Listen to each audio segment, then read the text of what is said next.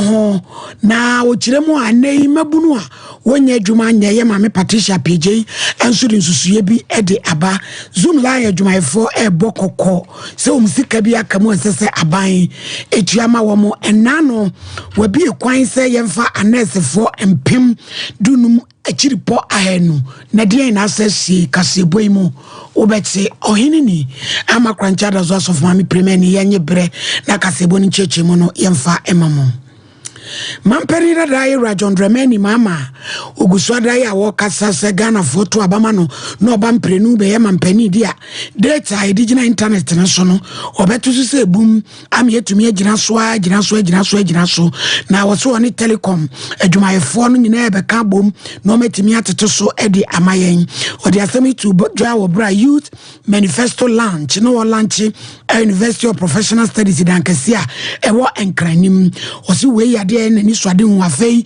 ubeko suapon so a ene afi edi kan no a titi no wo ma ye ni bi no onam student loan so bebo wo amom komu ahawo. The Accra Digital Center was established under my presidency to facilitate jobs for you, the young people. We will decentralize the center to other regions, and these centers will train students and unemployed graduates, enabling them to capitalize on digital job opportunities. We will work with the telecom companies to reduce data costs and deploy free Wi-Fi in all our schools and selected public places.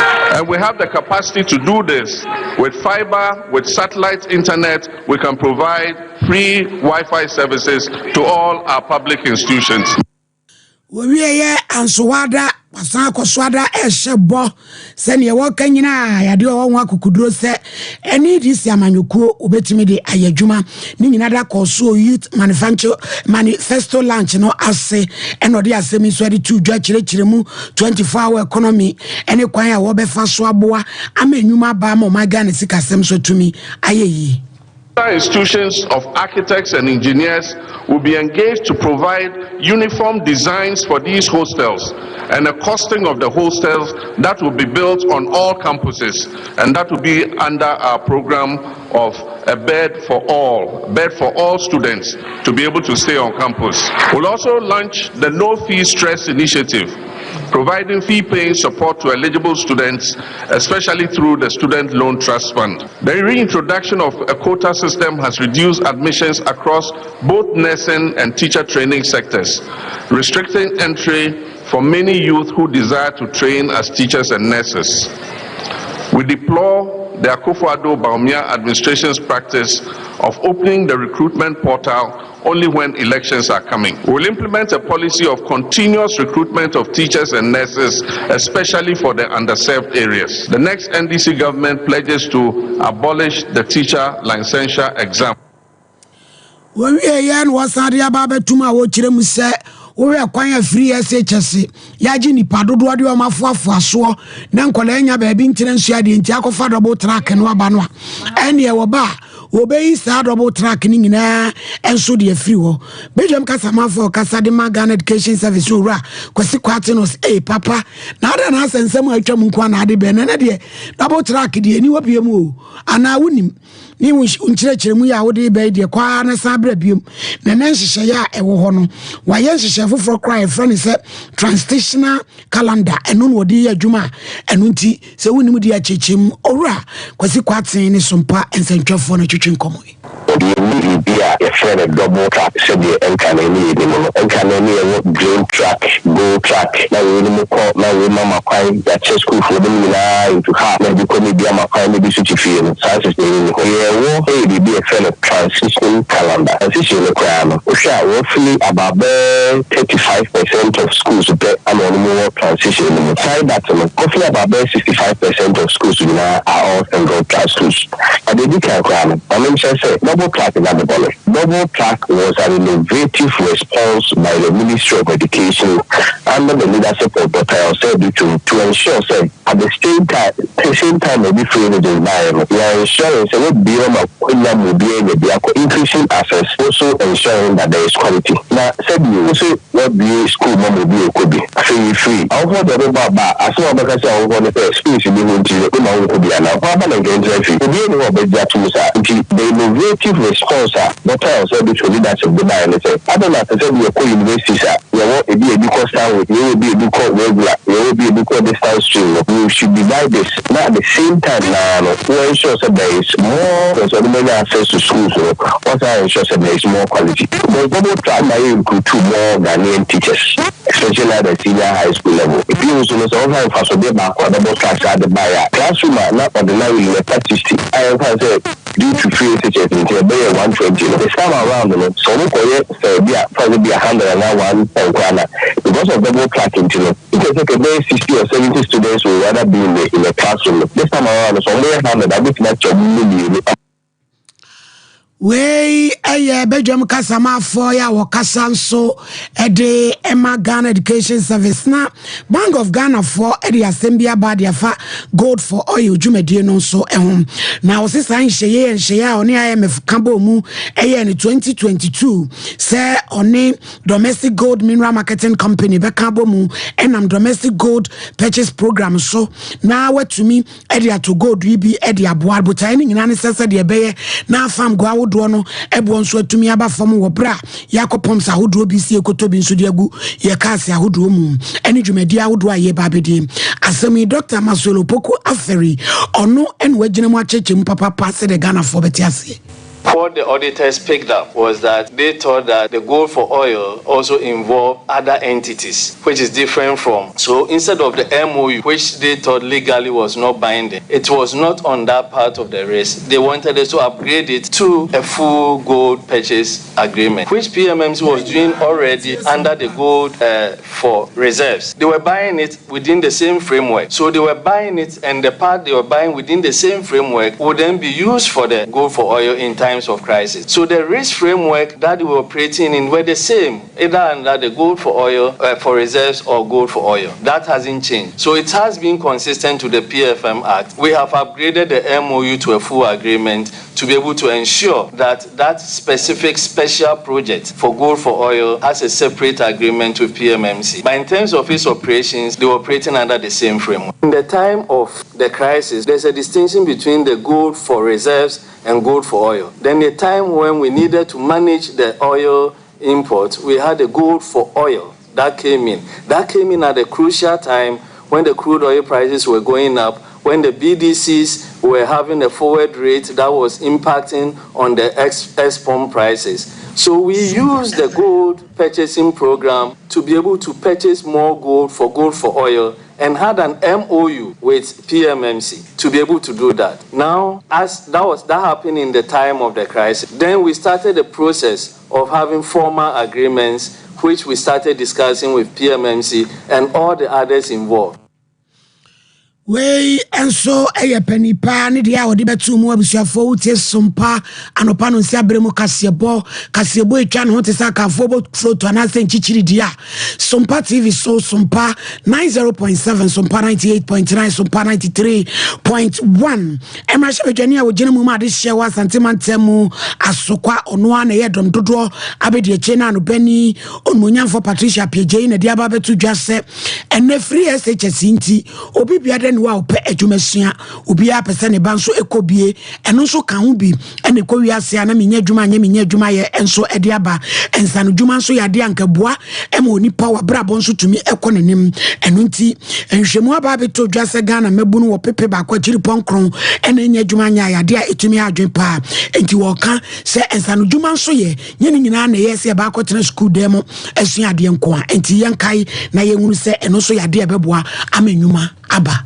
interventions, social interventions, skills training, nipa ubetumi aye bibi and mamunchira baby aye we unse efoni ha but ebetumi etwa time e dia nyagu na mekoko a wokase ubia e watwa bibi a ubedidi and mekoko so enche na aba de ti amefa mekono enti yemfa ye ni hwe the low hanging fruits na ebetumi aboa ye obi adwene me se nkotena office yempa na yɛyɛ biribi ansa na wɔkiti yɛmfa yɛne hwɛ interventions na aba na ɛbɛtumi aboa ma wo a woso wonya hwee ɛnie no arising out of free senior education. So now we are educating more people. That's why woka sɛ wɔn school so but there are other interventions they don't want it. I don't make up myself.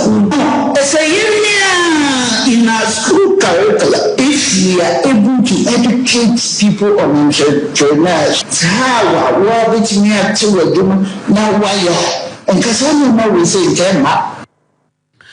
we ye mame Patricia Apieje Asokwa Emrashe Bejani ono ye deputy majority leader ene yetine nkano zoom la ye dwumayefo na sabre wo mate aprankam kirem se de bible aka so dwumani na ketua fatani sikane posan kate aniwa ne de apokire wonum sem so akwa ye boachibidin omsi 2023 busumi edu emienu ni nyina no emu busome enwotwede ene yatuade ama wo mo nan no ehyemu anu so aye nkadre nkankuri wo dan de a wo nsa etumi so edeka na ene afie mu esi mu de kra de hwe ebi ma eno mo bebo tenkum so mpafie ya sraban se yemfa wo mu sika nso emfa ma wonum ewura no bi ni owura woti a wono gina mu na fe owura Yusuf a oye coordinator wo mu nyina de ka bi se yemfa sika no ema wonum emla ye meeting ye de sika ebe maye ye da ko ko kan ncha ya mo 2 weeks 1 week e se ja ye too much ye se yentimi eti dia do no o mo fie sika ma ye sika ne ye de enia o mo se wo te pa ye sika ti e bi mata di tum ti na ye wo eti dia do 11 months o mo fie sika ma ye enia sika 12 months e na ye be ye men o mo fie sika ma ye o mo di ma no mo pa ye bi em kra na ye pe na mo fie sika ma ye o mo da mai 2022 one man Jamaica 2023 one man Jamaica 2024 is Makachi Yama and Talia from Yabiche and Nata Solia Edumani Mapaya Masana and to Miss Lawa Mama they said we made the was Kumiaska I am Malana and to Abu Jamaica. Sorry, my child, don't promise Shamu. I'm a far from Oba and one from a Mupragia Emission. I've finished Mesaka Misika.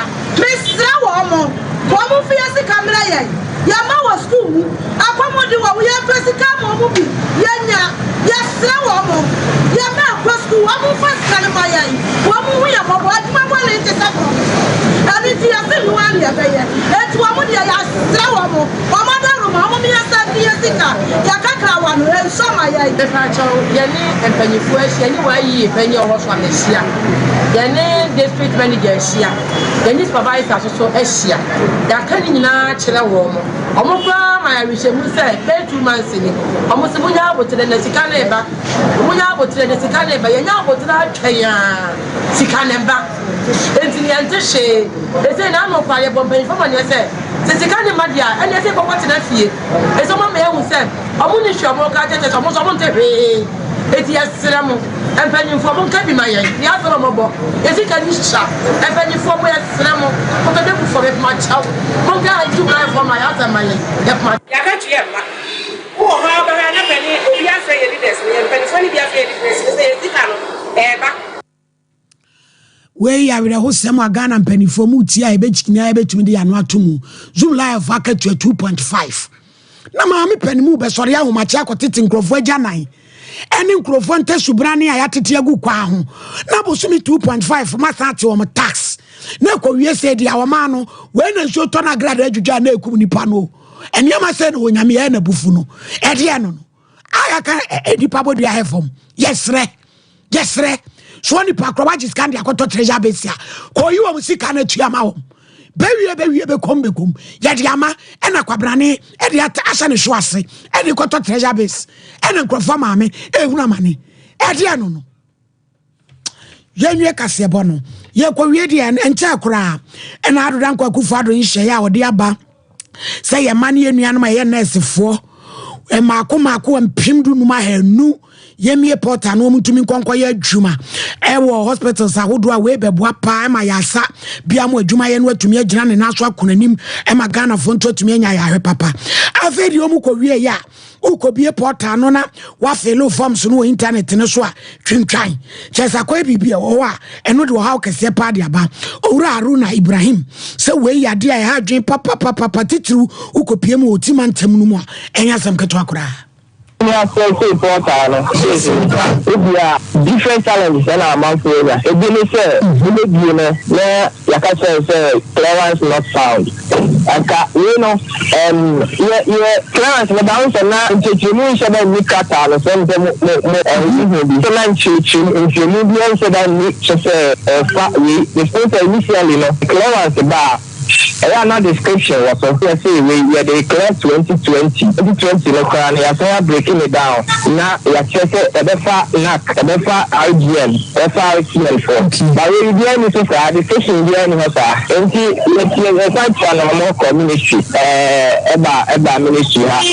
You know the Casa no more church 2020 FM. Now I'm from now on start 2024. Like chilling a for bar or marshal yaka. Yes, I tell you, I'm being a Monday. Starting a Monday will be engineer assessment. And with those challenges, and I did bar ministry. We have no can say a lot of people, you probably as a clearance not found. Or different engineer assessment, we actually, but or Ghana agency, so Ghana Health Service or Kumasinti, and so Ghana Health Service or Asante region. But you say you know be an 6 slots or 200. But what you see here, not all submit and say opening submit. Then your own submit on your sheet. The basic you see service we're not alright. But if you say I say Asante region or Asante region, I say you Asante region and Ghana Health Service because I am I just want to see region for. So region available AOT region I want to say so that's I want to see game. So here I'm no say the ministry last week na for the share and I can't say the problem na amount for that so challenge na when division carry ministry Yev Trimona Faye de Casiabona Brevi OCP Ghana Limited Nedi OCP Fertilizer Edia Brennan and Makia Fosa Munto Musue Nanso so a bro atosodie emo na no matumi aboa twa nkonomu akoton na nanom so abrabo mu ayeye se open baako utu akoton yo baby eto agrochemicals ne me bia unsabeka bi oso betu epuso ahoma 0355 909 437 0355 909 433 asante ebo Benedict wono ni samufo pani akase boy oso ne sokroje edema me kosesumwa Elizabeth Tona ene betina vidie na chichinchim enso edebo ayema azuka ene ne dom so gina mu MCR ho eye adwuma no pay pesma kani ye me ohinini ama krancha da of mami primeni me sorry ama ye roman ya wedu